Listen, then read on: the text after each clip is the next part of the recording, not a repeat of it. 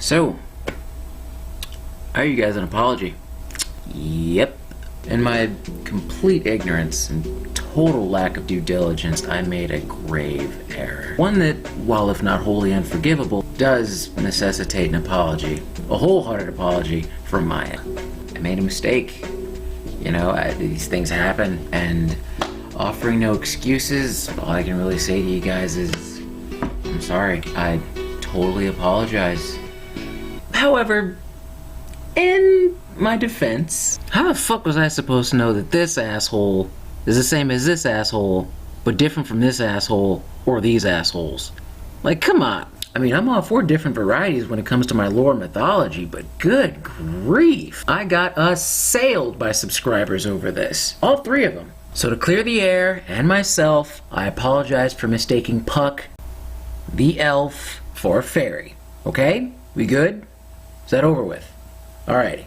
God damn. Seriously, I had no clue how devoted some of you guys really were about Berserk out there. I mean, I had an idea. Some of my friends and other people that I've spoken to who are into anime have been hounding me to just kind of dive into the manga for years now.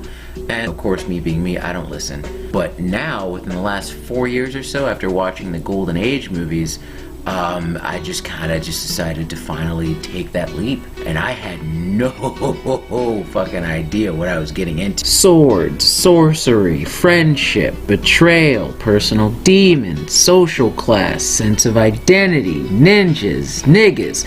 They've managed to work in a romance angle that didn't make me want to projectile vomit at the screen. So I'm sitting down watching episode 2, and this chick shows up.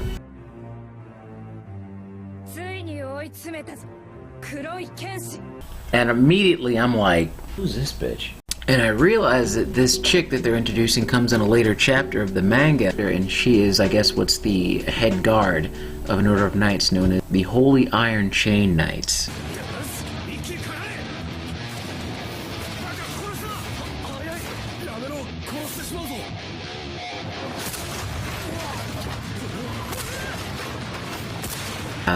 They're not known for their fighting prowess, and they actually make a reference of saying that a lot of the people that make up their ranks are basically heirs and, you know, basically little rich spoiled brats who've never had a day of combat in their lives.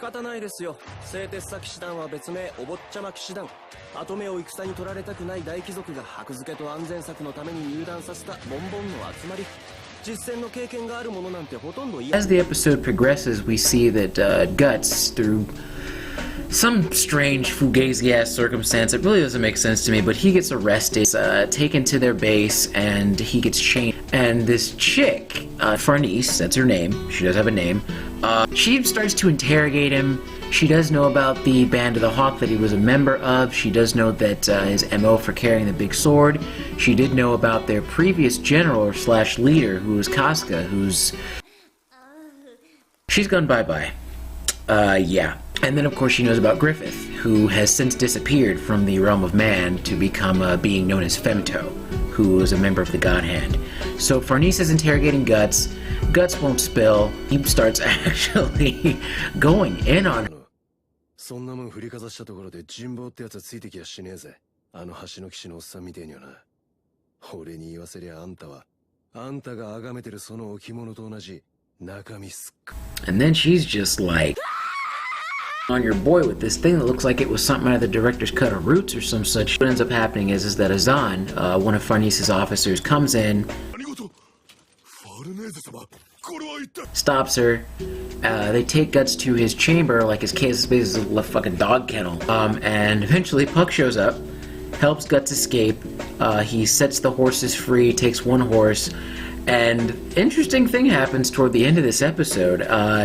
He kidnaps Farnese, who's meanwhile in her tent, like flogging herself with the same thing that she was beating his ass with not too long ago.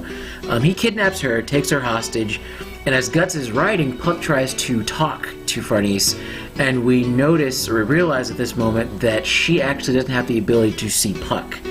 She can't hear him, she can't see him, and all that. It's interesting because in that same moment, Serpico, this motherfucker who is arguably the most interesting character of this group, he's taking chase on his own horse, and demons, as is part of the whole stigma with Guts' mark, the demons start following and taking chase, and Serpico, for some strange yet unknown reason, is able to see the demons. So it's an interesting way how they ended off. You have the to be continued thing, you have the ending credits, and then you have the preview of the next episode. But yeah, it rounds itself down, leaves you on a bit of a cliffhanger. You're interested to see who these other characters are, at least coming from an outsider's perspective such as me. Yeah, Serpico is definitely the most interesting character out of this group. I like Azan. My old boy Azan, he's very much old school, he's cool, I like him. But I'm definitely interested to see who the hell this Serpico guy is. That I've seen thus far, he definitely has, like, you know, piqued my interest in terms of who he is and where he came from. I know there are those of you that are watching this who've already read the manga, who already know what's going to happen. You want to tell me. Don't let me just kind of experience it. I'm reading the manga at the same time, so if I do happen to catch up and learn more about the characters than the anime conveys, then I will definitely come back and be like, okay, now I know. But just kind of let me feel this for the first time. Let me experience. Kind of see where the divide is between avid fans of the manga and those who were expecting the new anime that we got to fall in line with that.